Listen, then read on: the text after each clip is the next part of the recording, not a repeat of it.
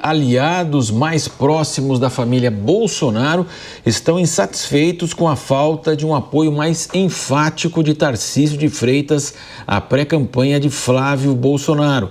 A nossa repórter Júlia Firmino chega agora para conversar conosco e trazer essas atualizações.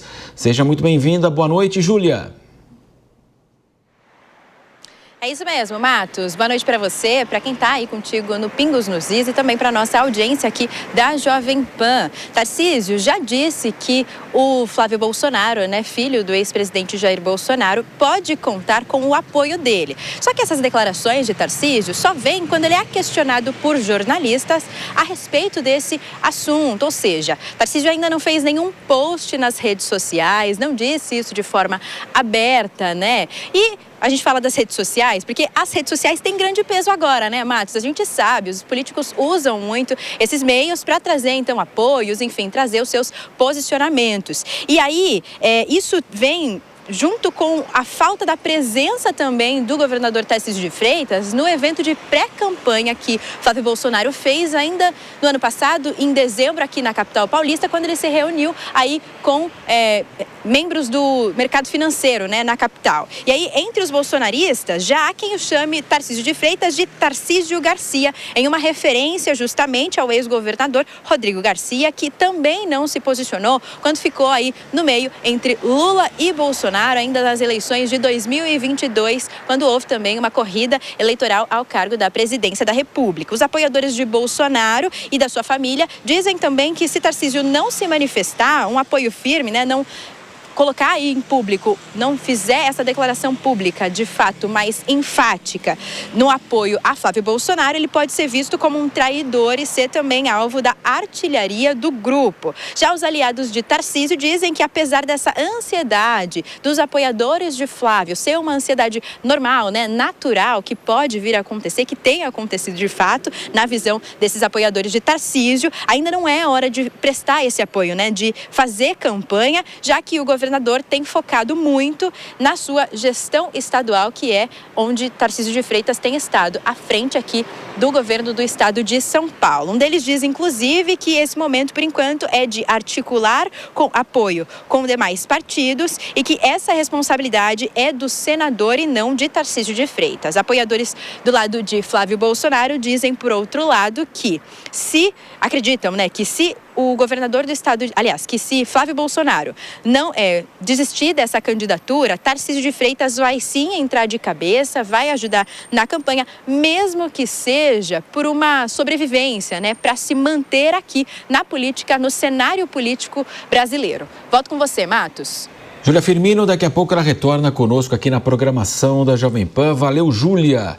Quero ouvir o Mota. Mota, eu já lembrei aqui, Mota, que na época em que o então prefeito José Serra, ele ganhou a eleição para a prefeitura, na sequência, então, ele saiu para disputar o governo do estado de São Paulo e naquele ano, evidentemente, todas as pautas que ele tinha, o senhor vai ser candidato, o senhor vai sair, vai deixar o governo. E agora, evidentemente, tudo vai virar pauta nesse ano de eleições, evidentemente.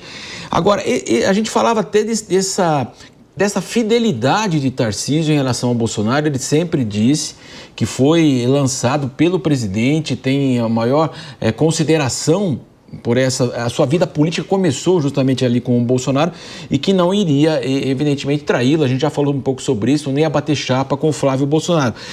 Chega aquele momento também que tudo também passa a ser disputado na imprensa, nas notícias, num ano, evidentemente, muito importante eleitoral, Mota? Parece até mais fofoca do que realidade.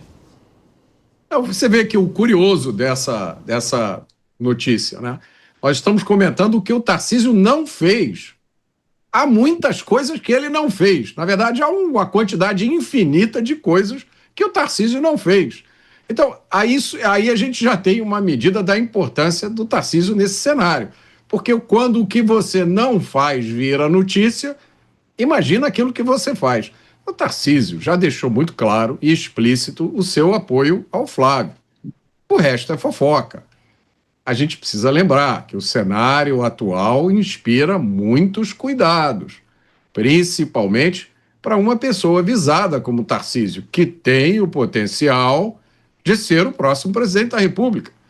Imagina o cuidado que alguém como Tarcísio não precisa ter no uso de redes sociais.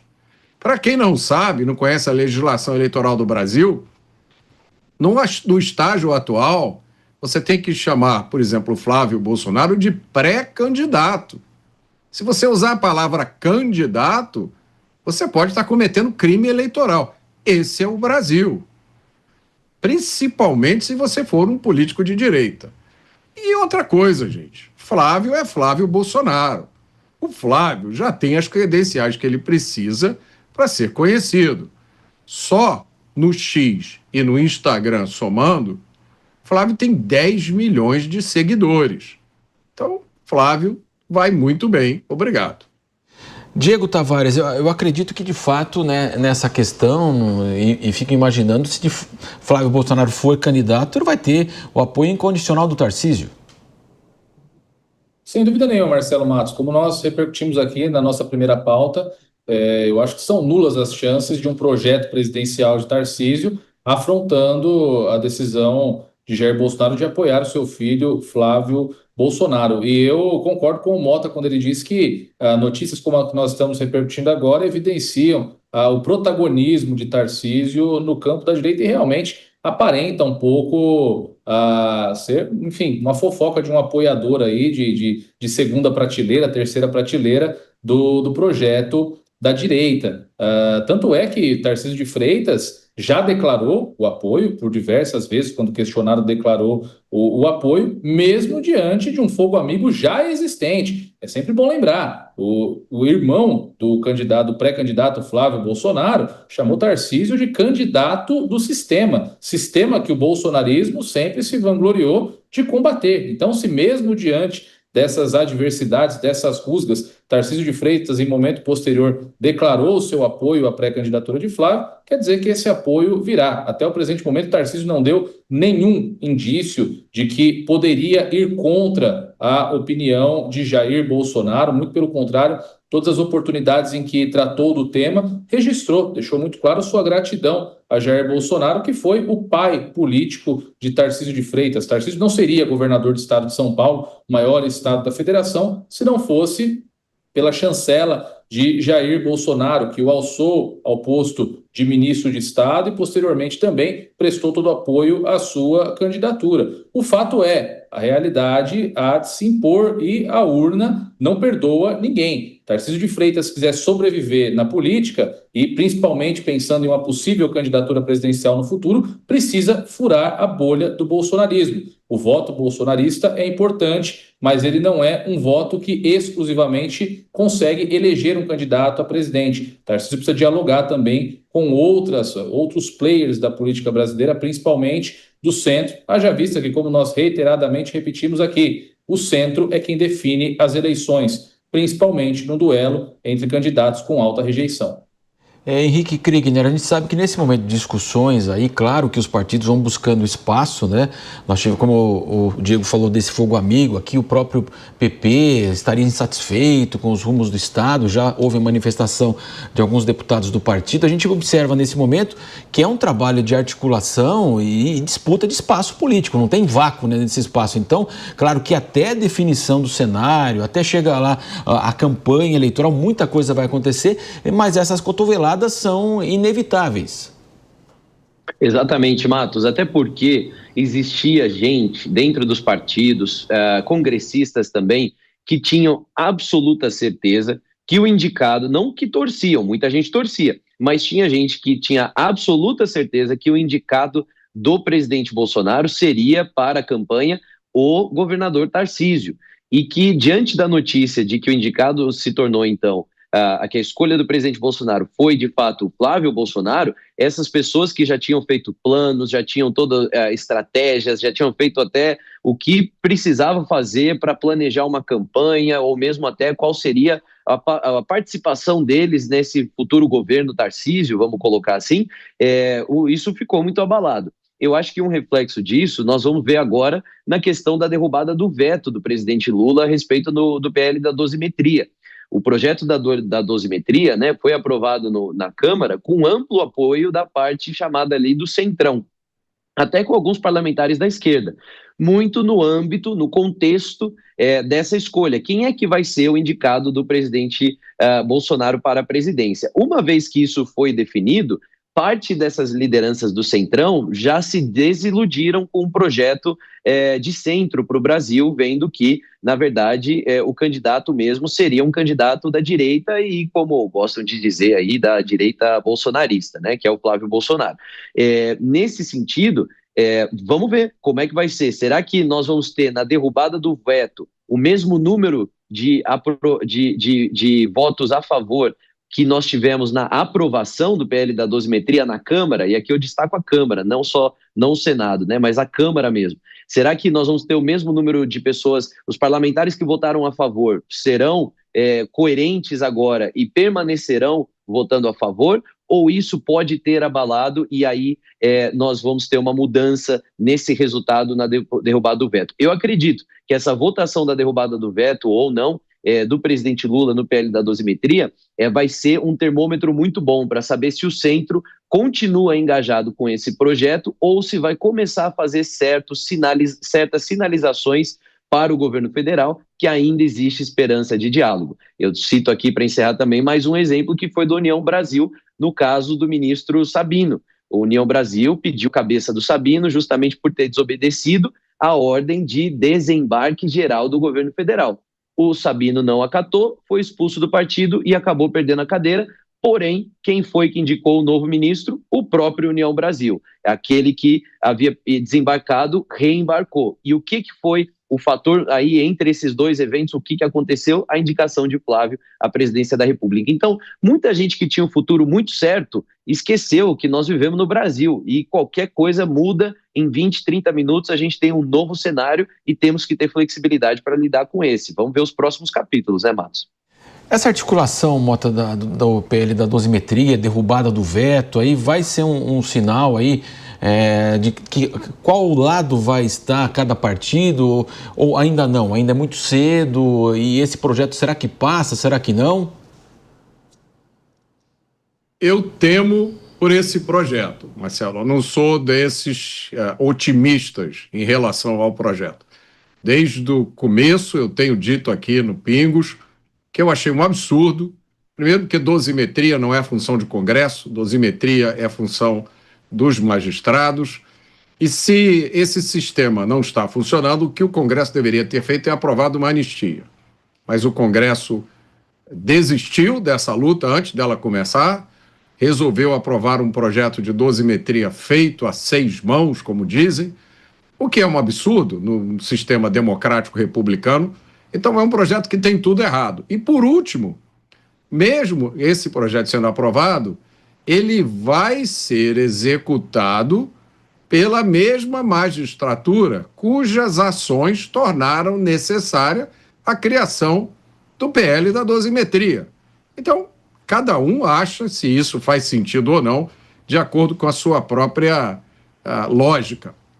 Agora, eu acho que muito mais importante do que o projeto do PL da dosimetria é a situação de Jair Bolsonaro. Eu acho que isso está sendo gravemente menosprezado por políticos e políticos de todo o espectro. Eles não estão dando a essa situação a importância que ela tem. A indignação das pessoas em relação a isso é indescritível. Eu acho que a situação de Jair Bolsonaro e tudo que possa vir a acontecer com ele até as eleições vai ter um peso muito maior do que qualquer outro fator. Muito bem, eu quero ouvir o Diego Tavares. O Mota chamou atenção, a gente observa, né, Diego, que existe aí uma escalada da família reclamando das condições de saúde e também da retaguarda médica que existe lá na sede da Polícia Federal. Esse ponto de fato aí, e também outra situação é que lavaram-se as mãos e aí agora a questão é do Bolsonaro lá preso e o problema é da família. Como é que você avalia toda a situação? Tem que ser feita uma avaliação médica para de fato aí saber o que é certo, o que é errado, se vai ou não? Sem dúvida tem que ser feita uma avaliação médica, Marcelo Matos, e a avaliação médica está sendo feita, mas infelizmente o nosso judiciário não tem se atentado para aquilo que dizem os médicos. Eu tenho certeza que qualquer outra pessoa que se encontrar sob custódia do Estado, cumprindo prisão, onde quer que estivesse cumprindo essa prisão, seria colocado em prisão domiciliar caso ostentasse as mesmas condições de saúde de Jair Bolsonaro. É um absurdo o que está acontecendo nesse sentido. Jair Bolsonaro, evidentemente, é uma pessoa com a saúde muito frágil, que não pode se dar ao luxo de não ter um cuidado médico imediato caso ele precise. Há alguns dias já teve um acidente dentro da sala especial da Polícia Federal, caiu, bateu com a cabeça, o atendimento para que ele fosse removido ao hospital para fazer os exames mais básicos acabou demorando muitas horas. Então, evidentemente, há uma negligência do Estado em relação à custódia de Jair Bolsonaro. E para não dizer que isso é só a minha opinião, isso já é jurisprudência da própria Suprema Corte. Nós sempre relembramos aqui o caso do ex-presidente Fernando Collor de Mello, um paradigma muito semelhante ao caso de Jair Bolsonaro. Também um ex-presidente que se encontrava cumprindo pena e, por condições muito menos graves do que as condições de Bolsonaro, foi a ele deferido o pedido de prisão domiciliar humanitária. Então, eu não entendo muito bem qual que é o recado que o judiciário brasileiro quer passar ao manter Bolsonaro sob custódia, ao manter Bolsonaro privado da possibilidade de ter a prisão domiciliar, onde ele pode ter ali um sistema de home care, pode custear os médicos para estarem ali à sua disposição 100% do tempo. E eu fico aqui imaginando no que se transformaria o debate político brasileiro, sobretudo em ano eleitoral, se algo acontecesse com Bolsonaro dentro da sala especial da Polícia Federal, tal como aconteceu com aquele manifestante do 8 de janeiro, o Clezão, nas dependências da Papuda. Certamente nós observaremos uma verdadeira convulsão política, uma convulsão social aqui no Brasil. O Estado não deveria correr esse risco, deveria deferir com brevidade a prisão domiciliar a Bolsonaro, porque, evidentemente, considerando as condições de saúde, ele faz jus a esse benefício. Daqui a pouco nós vamos voltar nesse tema, também falar da saúde, as condições, porque a família Bolsonaro também garante que o Maduro está muito melhor lá nos Estados Unidos, servido, e, portanto, nós vamos voltar esse tema agora.